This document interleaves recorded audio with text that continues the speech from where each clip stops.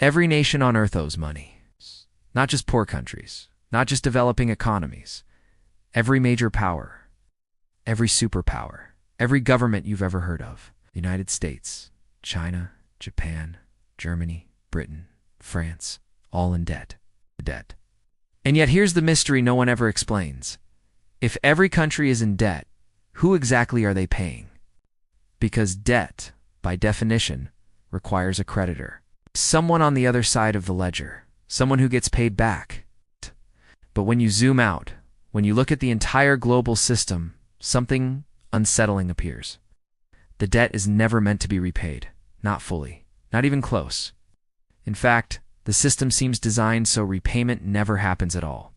So today, we're going to uncover where global debt really came from, why it keeps growing, no matter who's in charge, why every solution fails, and most importantly, who quietly benefits from a world that can never pay its bills. The answer isn't a single villain, something far more disturbing. For most of human history, debt was temporary. Empires rose and fell, but money was grounded in real limits. Gold, silver, land, labor. Physical resources. If a king borrowed too much, he eventually hit a wall. If a state overspent, it collapsed, defaulted, or restructured. Debt had consequences, but something changed. To understand why global debt never gets repaid, we have to go back to the moment money separated from reality. The modern debt system begins quietly, not with a war, not with a revolution, but with banks. In medieval Europe, goldsmiths noticed something important. Most people didn't come back for their gold at the same time. So goldsmiths started lending out receipts for gold that didn't physically exist in the vault. This was the birth of fractional reserve banking. From one deposit, multiple claims were created. Money was no longer a thing. It was a promise. Governments soon realized something powerful. If they partnered with banks, they could borrow money into existence. Instead of taxing people directly, which causes revolt, governments could borrow, spend, and delay the pain. Debt became political oxygen. First central banks emerged. Bank of England 1694, Banque de France later. Federal Reserve, their job wasn't to eliminate debt. It was to manage it. And once governments discovered they could roll over debt instead of repaying it, the rules changed forever. Fast forward to the 20th century.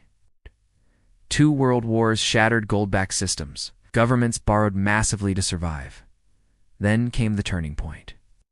1971. The United States abandoned the gold standard. Money was no longer tied to anything physical. From that moment on, governments could issue unlimited currency, central banks could expand balance sheets endlessly. Debt had no natural ceiling. Instead of asking, how do we pay this back, the system shifted to asking, how do we service it? It's a crucial difference. Repayment ends debt. Servicing debt sustains it. And that's when debt stopped being a problem and became a product. Here's the core mechanism most people never learn. Every dollar of debt is also someone else's asset. Government bonds aren't just liabilities. They're investments, they're collateral. They're the foundation of pensions, banks, insurance companies, and global markets.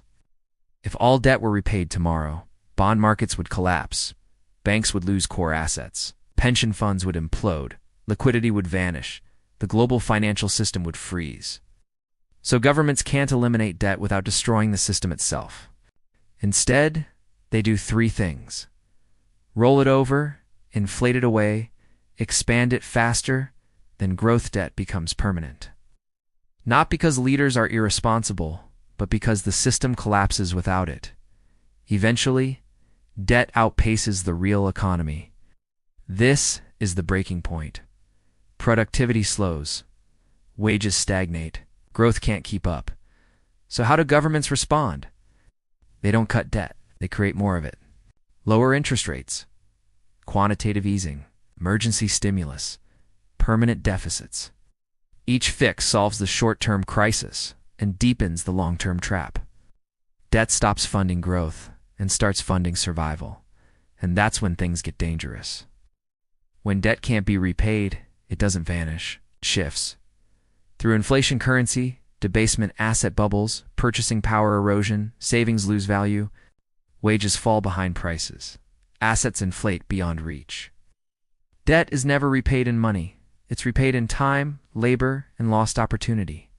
The public absorbs the costs silently, not through taxes alone, but through a slower, quieter drain. This isn't about a secret cabal. It's about incentives. Who benefits from permanent debt? Institutions that earn interest forever, governments that delay accountability, financial systems built on leverage. Asset holders protected from inflation. Debt transfers wealth upward, not through conspiracy, but design. Those closest to money creation benefit first.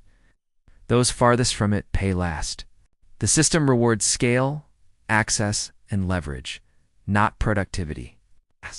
Every few decades, solution appears: austerity, debt forgiveness, monetary reform, new currencies, bailouts, but each fix avoids the real problem.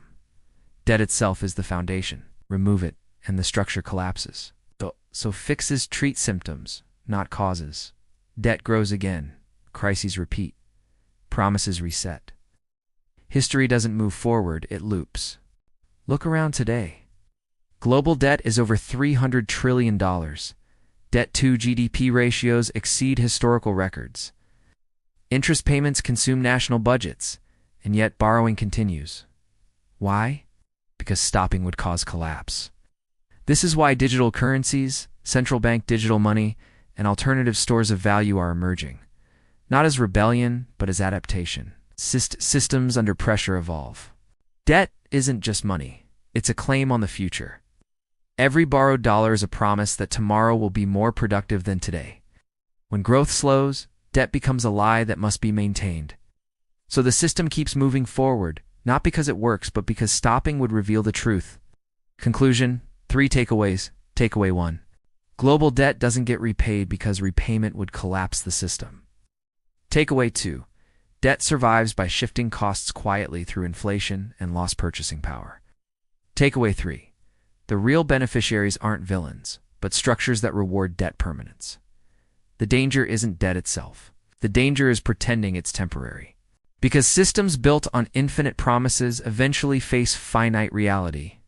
The question isn't if the cycle changes, it's how, when, and who bears the cost. If you want to understand money, power, and the hidden architecture shaping your future, subscribe, like the video, and stay curious. Because the most powerful systems aren't enforced by force, they're enforced by belief. And once belief changes, everything does.